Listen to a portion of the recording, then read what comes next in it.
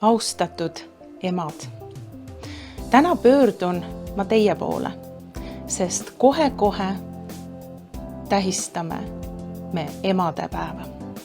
Emadepäev on üks kaunemaid päevi aastas. Tegelikult võiks öelda, et emadepäev on meil iga päev, sest emad oleme me just iga päev. Teate, kui palju ma puutun kokku olukordadega, kus emad seavad kahtluse alla, kas nad suudavad oma lastele pakkuda piisavalt ja kas nende lapsed on õnnelikud sellega, mida nad neile võimaldavad. Teate, ma tahan teile öelda, kui te armastate ja hoiate oma lapsi, siis sellest piisab. Mitte ükski materiaalne väärtus ei kaalu üle seda armastust ja seda turvatunnet, mida te igapäevaselt oma lastele pakute.